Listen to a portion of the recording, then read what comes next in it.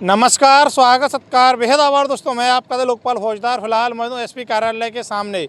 जैसा कि एक ज़मीनी विवाद को लेकर एक पीड़ित परिवार है जो बार बार कभी एसपी ऑफिस आता है तो कभी थाने जा रहा है, लेकिन सुनवाई नहीं हो पा रही। ज़मीनी विवाद हालांकि होता है, रेवेन्यू का मामला है, लेकिन उस ज़मीनी विवाद में पीड़ित परिवार के साथ मारपीट की जाती है, इनकी गाड़ियों में तोड़फोड़ कर दी जाती है। पूरा मामला इनसे ही जान लेते हैं क्या मामला है। यहाँ साहब नाम बताइए।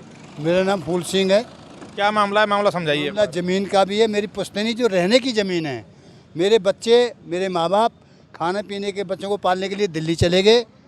दिल्ली जाने के बाद कुछ समय 5-7 साल ज़मीन खाली रही हमारी, क्योंकि कोई और नौकरी करता है, अपनी ज़मीन छोड़ जाए तो कब्जे तो नहीं कर सकता कोई, इसलिए वो हमारी ज़मीन पर कब्जा कर रहे हैं। कुछ लोग जाटान लोग हैं जो फौजदार हैं हमारे गांव के, सब लोग हैं, कोई सभी नहीं है, पूरा गांव नहीं है, 5-7-8 लोग हैं।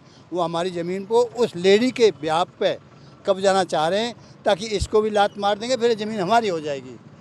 ऐसे मामलों में तो पंचायत में भी सुलझा लेते हैं। पंचायत 2 बार हुई है, पंचों में नहीं बनी। कोई कहता है कि इसको आधी दे दो, कोई कहता है चौथाई दे दो, कोई कहता है इसको भगा दो यहाँ से। इसका क्या है? अच्छा, जिसने कब्जा कर रखा है वो आपका ही परिवार है या? हमारे बड़े परिवार से हमारे 2 दादा थे। दूसरे दादा के लड़के की बहू है, उसने अपना आदमी भी टैंक में दे के मारा है। और बेवा है वो एक जो नरेश है फौजदार, उसके पास टेंट पे काम करती है। और नरेश ही और कुछ सम लोग इसको उस कब्जे के लिए चालू कर रहे हैं। पीछे से ये रहते हैं, आगे उसको रखते हैं फ्रंट पर। तो अभी अभी क्या मामला है ताज़ा जो आप एसपी ऑफिस पहुँचे हैं?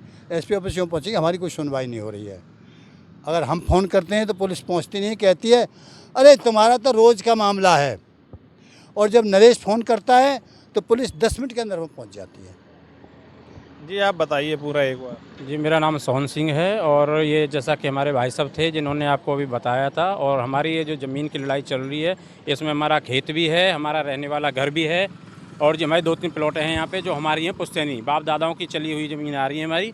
और आज कुछ लोग, एक नरेश है जी जाट का, वो क्या पैसे के दम पे, राजनीति के दम पे और थाने के दम पे वो अपना हमारी ज़मीन पे ज़बरदस्ती कब्जा किसी और को दिलवा रहा है, जो कि बिल्कुल गलत है। तो हम तो सबसे न्याय चाहिए, हमें तो इंसाफ चाहिए जी।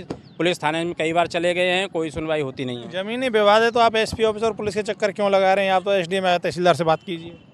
सर हम अभी तो एसपी यहाँ हैं, गाड़ी के बारे में इसके बाद वहाँ जाएंगे। गाड़ी का भी है जी, जब हम अपनी ज़मीन पे कब्जा कर रहे थे तब वो कुछ लोगों ने लड़ाई झगड़ा कर दिया, जिसके कि उसके द्वारा हम वहाँ गए थे पुलिस थाने में।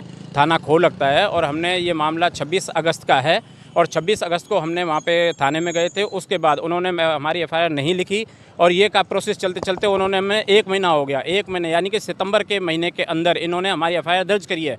उसके बाद हमको दी भी नहीं है। तो ये एफआईआर मैंने 3 अक्टूबर को ली है, अभी 2-3 दिन पहले 3 अक्टूबर को मैंने उनसे एफआईआर ली है।